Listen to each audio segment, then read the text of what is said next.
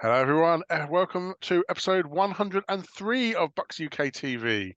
Gary, David, and Alex, hello. Hi there. Oh, Hello. Hi. We are looking forward in every sense of the word to the Detroit Lions. It's the throwback game. It's home. Unfortunately for some, it's been flexed. So for those of us in the UK, it starts at 9:25 and finishes the next day. But we can't have everything our way, and we fully accept that. But this is the game that everyone was circling on the calendar. And I think, Gary, it's probably fair to say the reason it got flexed is I think everyone else is looking out for this game as well, aren't they? I think they definitely are. Yes, 4-1 team against a 3-1 team, and the last couple of years they wouldn't have flexed it because it was a walkover victory for the Bucs. With Brady at the helm, Detroit were not very good. Bit different this year. Absolutely. So, Alex, we're hearing that Detroit are looking good. How good are Detroit, or how bad are the teams that they've played against? But I'm looking at their recent pitch. I'm going. I can't see the statements on there, but Yeah. I mean, they've had Kansas, Seattle, Atlanta, Green Bay, and Carolina. Lost to Seattle, and that was in overtime. Kansas, tricky team. Seattle, not an easy place. Or an easy team to play against. Sorry. Um, they could be the real deal. They've been a big surprise. If you look at last season, they were atrocious. Jared Goff is like a new quarterback. Almost like a new. They brought David Montgomery in, who's been a breath of fresh air for them at running back. And they've beaten Kansas, and that's no easy feat. And we know Kansas is going to be up there towards the end of the season, potentially in the AFC Championship game, looking at another Super Bowl. I think Detroit are a team we've got to watch out for. I think that's probably a fair comment. And David, then, so Alex has talked about Jared Goff and David Montgomery. It's not often we talk about offensive weapons for the Detroit Lions. No, it's not. And this is going to be a real battle of the second chance quarterbacks, isn't it? Goff, he was a bit lost, didn't know where he was going with his career. He suddenly has found a home, and exactly the same with Baker Mayfield. And I think that's what's really quite exciting about this game is you've got two teams which are probably overachieving to what everybody expected at the start of the year. And I think this is a real battle that all of a sudden people are starting to take note of, particularly Detroit this week after their game. Although I have to say, having watched it back, the Panthers pretty much gave it to them with some really terrible turnovers. And Bucs, again, surprised everybody, all apart from ourselves as well, because we all knew we were going to have a good year. So, yeah, I mean, this is really two close teams that I think could pull off quite a game at the weekend. So, Gary, I've got to come to you because David said that the game was handed to the Lions. But I'm just putting this out here. I saw a team that was aggressive on play calling on offense, including the master of all flea flickers. I thought of no one else other than you when I saw that play. And, it was masterful. And they've got an offensive coordinator that's being aggressive. Does that remind you of anyone? And as you said, David, second chance quarterbacks. So, so let's start with the offense. Obviously, that means the Bucs are on defense. What have the Bucs defense got to do to try and shut down or at least limit the Lions? What they've got to do is stop their running game. They score one heck of a lot of rushing TDs. If you remember last year, they had the guy they shipped out, name escapes me, but he scored about 15 or 16 TDs, didn't he? They brought in Montgomery, who's currently on 6 after 5 games. So they're going the same way. So you've got to stop the running game. And the other thing you've got to do, as we say every podcast, is you've got to put the opposing quarterback on his backside. He can't run the game if he's sitting down. So that's stopping the running game was the key there, Alex. But I think so. Montgomery had 10 attempts for 71 yards, which included a long of 42. So I'm going to do very approximate maths, and let's say that leaves 9 carries for approximately 30 yards. That suddenly seems, I think, a bit less impressive. And Goff only threw for 143 in the air. So as David said, they didn't have to work too hard to come up with that many points. A lot of, obviously, some of the stuff happening on the defense. So we've heard about the run game, pass game. We haven't talked about Marvin Jones yet. We haven't talked about Josh Reynolds. The Lions receivers seem to be getting downfield. They seem to be doing very well at these sort of chunk plays, sort of mid-range passing. Is that going to trouble the Bucs, or are we good at those? I mean, looking at the game of the weekend, they didn't really get into their passing game till second, third quarter. It was all about the run game first. And even the passing games early on, they were just little shuffle passes out wide. And really, they did all the damage on the run. It was really when the Panthers were having to essentially sort of protect the whole line from the run that it opened up down the field. So, yeah, I mean, you've got to stop that run game first. They've got the receivers there, but it's actually about playing the scheme that shuts them down early. So I guess, Alex, then the question is, do we bend but don't break, hoping that they'll eventually make a mistake, or do we have to go out after them and be aggressive? I mean, if you go after them, in terms of aggression, then you are going to leave yourself open in the backfield. And looking at the way that Goff has been playing this season and the receiving core that Detroit now have, they would hurt us on that one. But as both Gary and David have mentioned, Montgomery is such a huge threat this season. He's settled in Detroit. You know, as though he's been there for multiple seasons, not his first season. He's just slotted right in. It's a bit of a cop-out answer, but we've just got to get that balance. I think that's the only way we're going to get anything against Detroit. You know, this is a good defense we've got this year. I'm not going to say it's on par of the 2020 defense yet. I think it's going that way, and it's certainly since 2020 it's the best defense we've had. Maybe Elijah Cansey is due to be back this game as well. We don't really know what we're seeing with him yet. Obviously we saw a bit in preseason. There was the OTAs and training camps where we got a bit of a look at him, but he's still a bit of an unknown entity, not just for the opposition, but for us as Bucs fans as well. So if he comes in, could that be it's almost like a secret weapon for us because no one knows what to expect with him. We're just gonna have to look at balance. I think we've got to. They're a dual threat in more than one sense of the phrase. Not just with a 1-2 punch on their wide receiving core, but also the fact that they can play through the air. And if they can't play through the air, the chance of Montgomery is going to get it done. It's true, and I think historically, David, we've always said, and we had the Bucs were against the run, and if only they could be a little bit better against the pass or a bit more even-handed. And so far on the year, the leading tacklers for the Bucs is Winfield on 31, David on 28, Ryan Neal on 27, Devin White 26, Christian Izzian 21, Jamel Dean. So the secondary are well up there, and that's probably a function of the fact that we are gambling and that teams are trying to pass on us. So yeah, lots of screen passes, getting it into the second phase, and we're having to pick them up and time down there. So yeah, I mean, everyone knows the Bucs are going to come hard at you in defense. So that's how people are going to try and play us, aren't they? So yeah, I think that's pretty understandable, and I think it's about us containing. But I mean, we still haven't got onto offense yet. But I think the real key for this game is probably it's going to end up a bit of a shootout.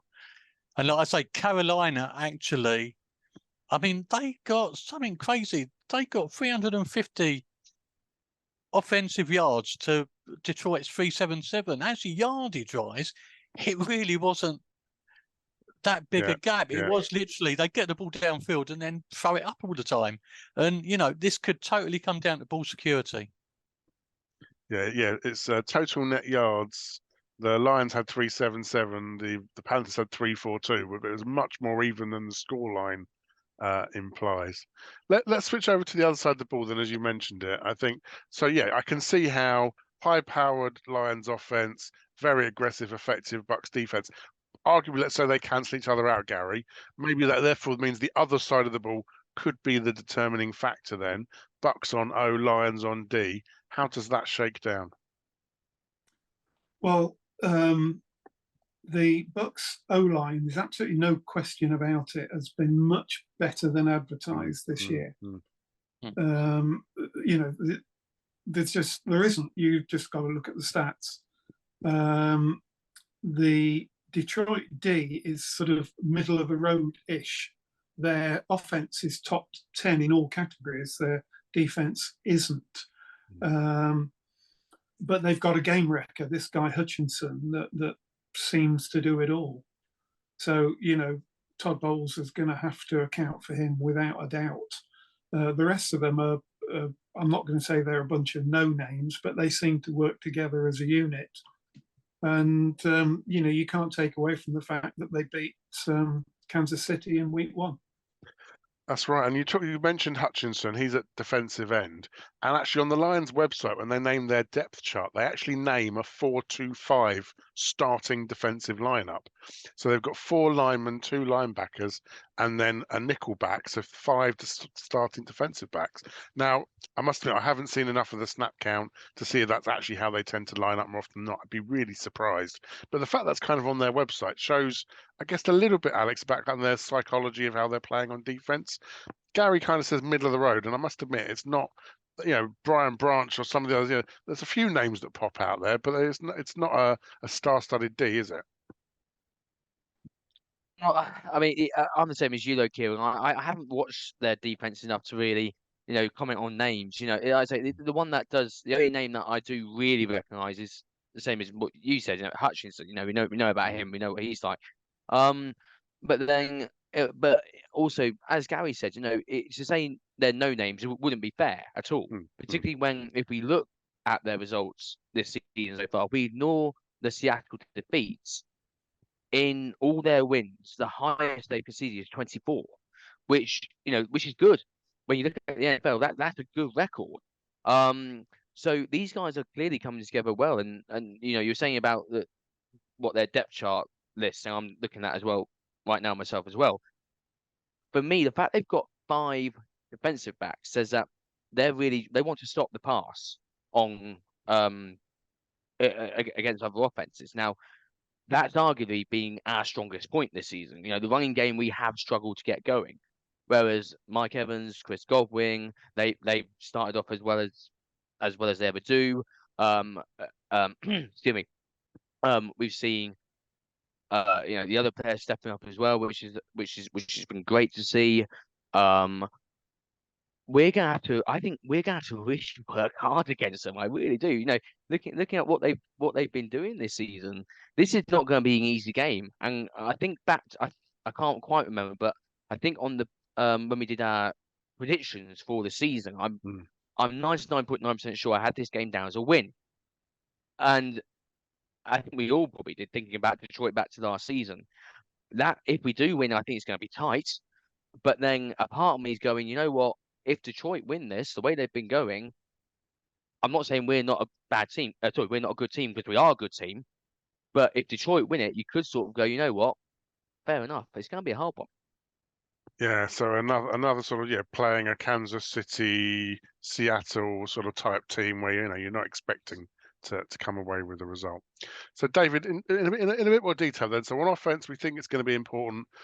We know that Jerry Jacobs, I think, leads the team with 3 interceptions, which is one more than I think Baker's thrown all year so far, if my numbers are right. How much of this is on Baker's shoulders versus perhaps the running backs, the receivers, the line? I mean, as I said earlier, it could be just down to ball security. But that does need to be balanced with the run game, and we've started to show signs of it. We've not had any big real breaks in runs at the minute, but early on in the season it was 1 or 2 yards, then it's 3 or 4 yards. We're starting to get some sort of momentum there to take the pressure off, so we've got short third downs. And I think that's it. It is got to be a balanced offense. We've got to get the run game moving. It could be the case of we break 1 or 2 runs and we're away, and that will really turn the whole game on its head, I think. So yeah, but I just down to ball security as much as anything. If it's not there, don't throw it. And let's just play the percentages game. Gary, are It's we looking for interesting some what, tricks? Oh, sorry, go on, Alex. Sorry, yeah. So no, I just want to pick up on what David said there, because I agree with what David says in terms of like I was mentioning a few moments ago. The run game has been a struggle this season, and if we think back to what the Lions depth chart is saying, if we do manage to get that run game going, we could surprise them. So I think David's right. If White manages to find that gap and somehow manages to get a 15-20 yard carry or something like that, suddenly the Lions might go, oh, hang on a minute, what's going on here? So that could be an interesting point to watch.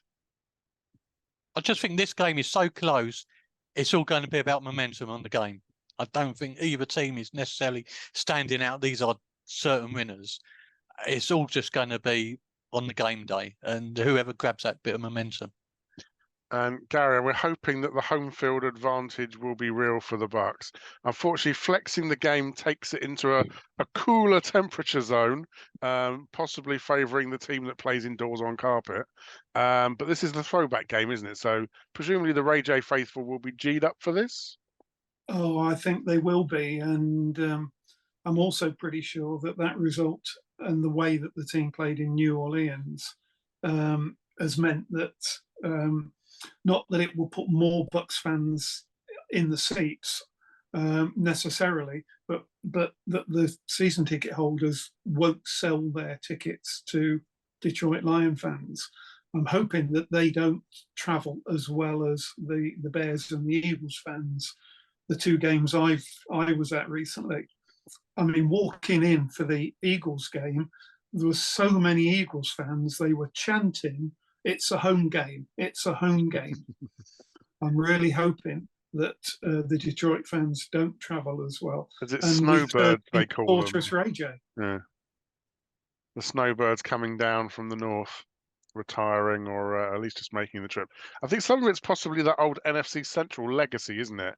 Where there, a lot of Bears, a lot of Packers fans, probably a lot of Lions fans as well. Sadly, not that many Vikings, I guess. That I don't remember seeing that often. But yeah, so we're hoping that it's a good turnout. It's the throwback game, and David, you're modelling your current throwback threads. How important do you think it's going to be to break out the creamsicle? I know we as a club are very divided in our views of creamsicle. Yeah, I'm not personally a fan of it. It just reminds me of failure in past years. I love it. You move on from there.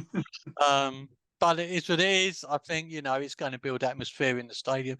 Again, it does dissuade me. It's going to be another themed game where we always don't deliver in prime time and the like. So I'm praying that actually this is a game that turns it around. But I think it's an event, and a lot of NFL football, that's what it's about. It's not just a game, it is entertainment, it's a spectator sport. It's there to provide a showcase, and I think it'll be a fantastic afternoon in the Ray J. Brilliant. We're looking forward to welcoming Bucko Bruce back into the ground. I'm sure Captain Fear will have a spare cutlass to give him, and I'm sure they'll get the crowd raving.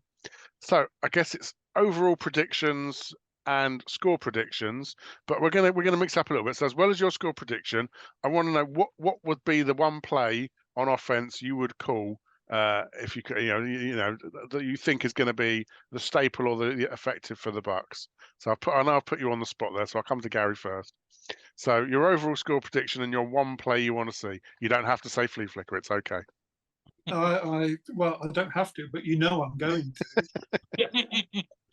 Every single game, I say, in New Orleans last weekend, first play we had, I shouted, "Flea flicker!" When was the last time we saw the Bucs do a flea flicker? I'll tell you who the quarterback was. It was Mike Glennon. Wow, yeah. And it worked because it was to a guy called Tyquan Underwood, who, if you remember, was about 5'9", but 7'3" when he took his helmet off with his hair. A flea flicker. We saw Detroit pull off an amazing flea flicker, as you mentioned earlier. It's such an obvious play. I just never understand why we don't. It's a real shock and awe thing, isn't it? Let's just try it once, for goodness sake. I'm sure we will. We saw Chris Godwin throw a pass. Can't remember the last time I saw a running back throw a pass. So I'd absolutely call a flea flicker. I think it could be quite high scoring. I'm not so sure. Shootout tends to me to suggest sort of in the high 30s or something, round about the high 20s. I'm predicting that we will win it 27-24. Nice. That's very similar to my score, but I won't have any spoilers just yet. Alex. Yeah, so I mean, I'm not going to name a play as such, but one thing I'd like to see is just some form of a good running player of some sort. Getting that run game going. And is So that up, I don't inside care. or outside? I'll go outside. I'm not Okay. quite. Look, I'm not going inside. I've had enough of that. Yeah, we'll go outside. So I'd like to see a good outside run. Yeah, enough inside, up the guts lasts me a lifetime. But I'd like to see a good outside run. And if it's one that gets us into the end zone for a score, even better. So that's the play I'll go for. In Yeah. terms of the score, I think it's going to be close. I do. Detroit have surprised me this season. I think they've surprised a lot of people in a good way. And I agree with David. I think it will be who can control that that ball security. No turnovers. The Lions have been very very good with not turning over the ball this season. I think I was looking at this earlier. I think they have only turned the ball over once so far this season, which is extremely impressive. But I'm sticking with a Tampa win. But I'm going to say it's going to be 24-20 Bucs. Okay, close again. Probably some field goals then on that 26, did you say? 26-20. 24-20. Sorry, did I say 26? Sorry, 24. Sorry. 24. Yeah. So one field goal. I might have said that. Sorry, Yeah, that's all right. 24-20. Sorry. Cool. David? Yeah, well, you've had two good plays, so it's about time we actually had a kickoff return, isn't it? Let's just go crazy on special teams like that or not. We've only had one punt return all season. I was looking that up as well. I know. It's just like they don't exist in football anymore, do they? Almost. So yeah, let's pin them back and let's. Well, the Lions return it half the time. Yeah. So and I went again very close to Alex, really tight, 24-21 to the Bucs. Brilliant. Obviously, spoiler, I had a chance to think about my own question. So for me, the play, I want crossing routes. We're doing too much straight down the field. We're not having a chance to give our tight ends any way of getting open because they're not going to outrun anyone. I think the tight ends are going to be really important in this game. So anything that's got a crossing route, whether it's an in or just running across the field, we don't run enough of them. I think Godwin excels when he's in the slot doing some crossing stuff. I think the tight ends as well. For a score, I got my ribs tickled last week for predicting a tie. So, but I think it's going to be really close again. So I'm going to say 36-27, which I don't quite know how that works out in my head. I've tried to work out what that looks like. I think it's probably lots of field goals. I think I suspect we'll end up trading touchdowns for field goals at some point in the game until we have to start being aggressive. But I think we've got it in us, and I think it's going to be more than a one-score win. I think we'll end up kneeling the ball out, and any Lions fans there will have long left the stadium. So that's what we reckon anyway. Tell us in the comments below what you think. Make sure you give us a like, thumbs up, subscribe, tick the bell, poke, tweet, everything. Follow us, do all of that sort of stuff. And we will be back next week to try and tell you how it all went and to hopefully pour over the dramatic victory. Till then, break out your creamsicle. Whether you like it or not, it's throwback week. We just want a throwback attire and not a throwback result. Any shadows of Barry Sanders will be hopefully just ghosts in the stats book. But from David, Gary, Alex, and myself, we look forward to enjoying the game with you next week. And go Bucs! Go Bucs! Go Bucs!